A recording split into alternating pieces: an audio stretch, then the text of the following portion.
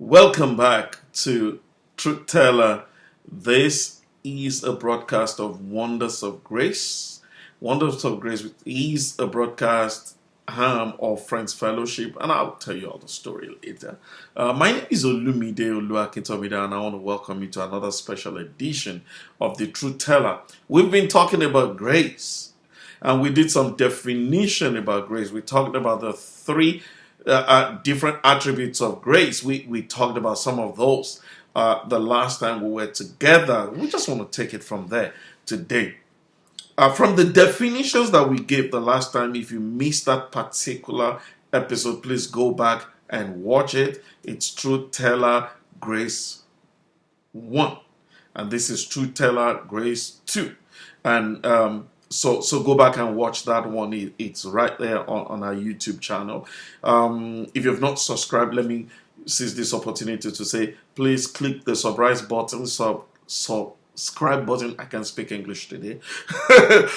Click the subscribe button and subscribe to this channel. I will believe God will use this platform to teach the truth of His word. You will be different. Things will change. It will help you. It will build you up. It will give you information that will lead you to greatness in your life.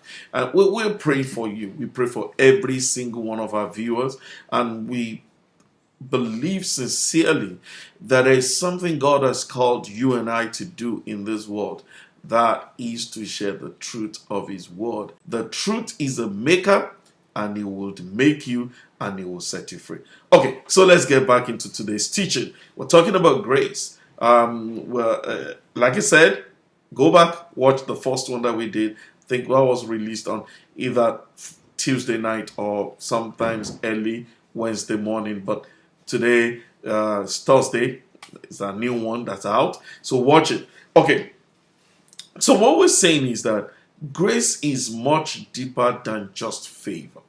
It's a combination of, you get what you don't deserve, what you have not worked for, and it's also that you don't get what you deserve based on your actions. So that is what grace is.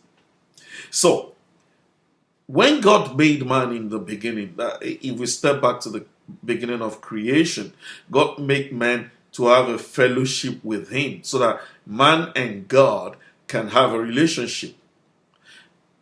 I wonder what we did to qualify for that. What Adam and Eve did to be able to stand before the Creator of heaven and earth and have a dialogue. That's grace. Grace is the Creator of heaven and earth stooping down. You remember that word last week? When we're talking, we shared the last time out, we shared that, grace is for somebody who is obviously greater and bigger to come down to somebody else's level. And that's exactly what God did, giving man the opportunity to be able to look Him in the face and have a chat with Him and talk to Him. So there was nothing, we're not part of the discussion as men. When God decided in Genesis in chapter 1 and in verse 26 that let's make man in our image after our likeness, He decided to do that, to create us just like He is, so that we're three-part being. Now I can unravel that, and that will take us far from where we want to be, but I'm just going to try and stay on course today. Now King David knew this, and that's why in the book of Psalms in chapter 8, verse 3 through 5, he said this. I'm reading the Amplified Version right now. He says, "When I see and consider your heavens, the work of your fingers, the moon and the stars which you have established, what is man that you are mindful of him, and the son of earth-born man that you care for him? Yet you made him a little lower than God." That is grace. And you remember one of the things we talked about grace is to be engraced, to be endued, to have something bestowed upon another, also have something bestowed upon you that you don't deserve or you have not worked for. What have we worked for that God make us only lower than Himself? and you have crowned him with glory and honor. What was David saying here? David was saying, David came to the realization that there is nothing about his life that he has qualified for, if not by the grace of God.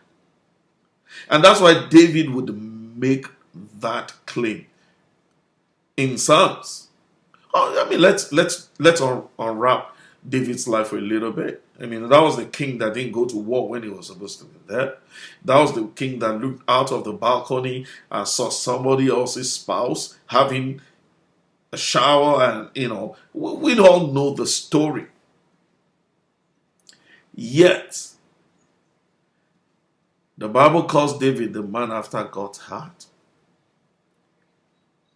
Now, what did David do to deserve all of that?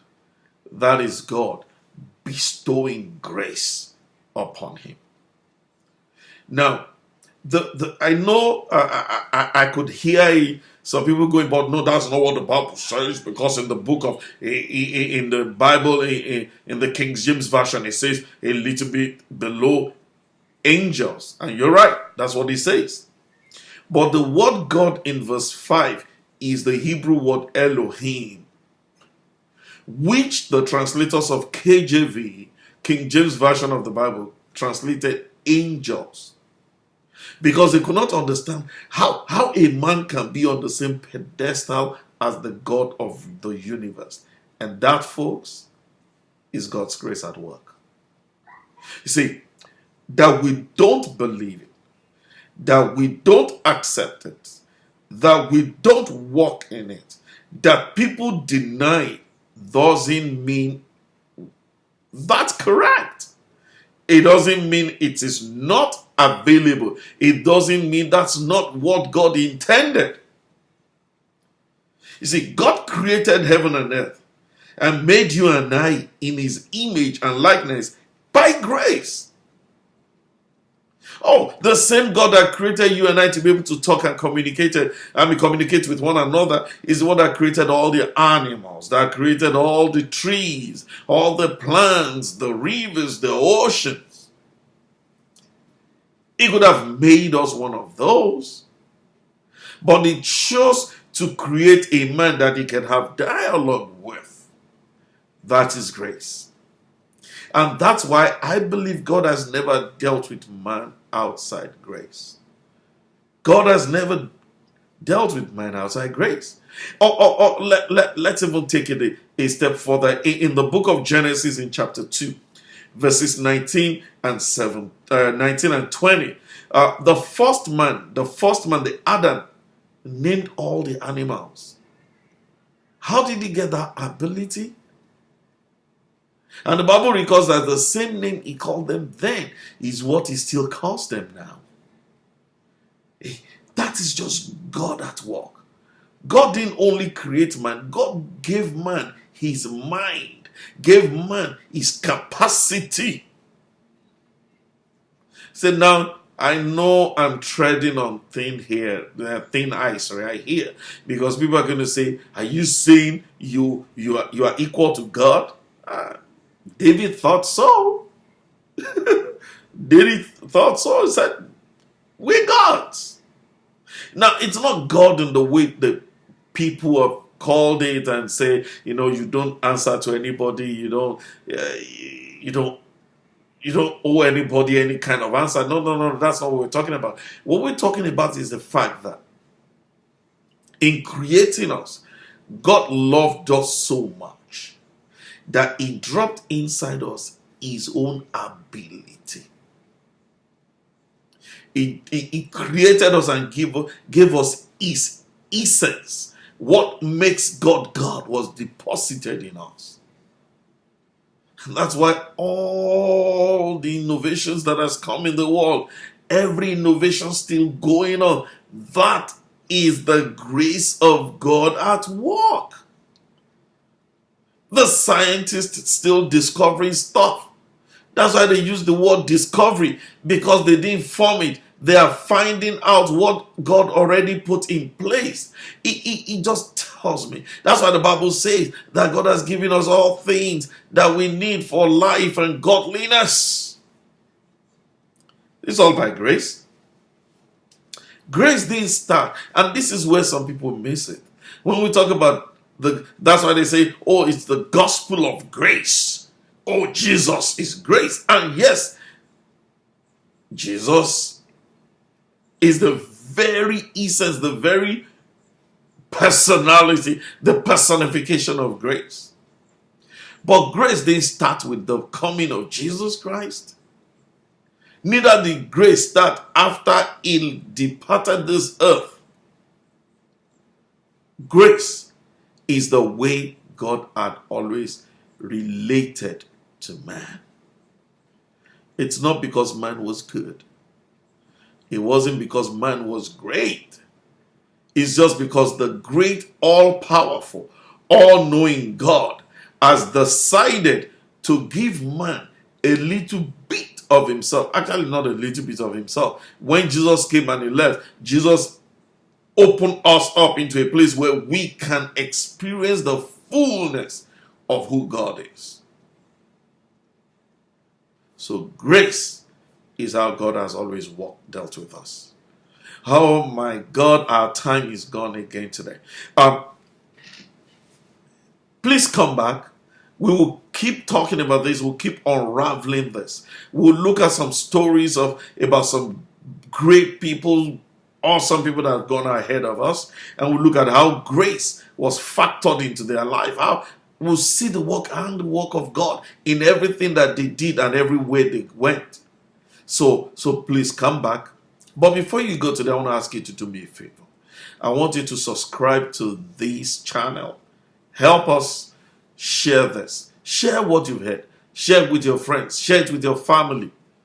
Let's create a movement here where we understand that the truth of God is important. Why?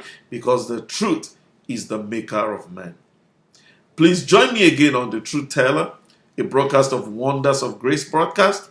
And I know that these things are changing your lives. It's radicalizing your thoughts. And I believe great things are in stock for you. Enjoy this wonderful rest of the week. And until next week again, when we shall meet on The Truth Teller, this is Grace number 2. Go back and watch the other ones before now. Again, don't forget, subscribe. Send us a comment. Let us know how you've enjoyed this. Let us know what changes we could make, what we could do to make it even better and serve you better. Thank you very much. Have a fantastic rest of the day. Bye.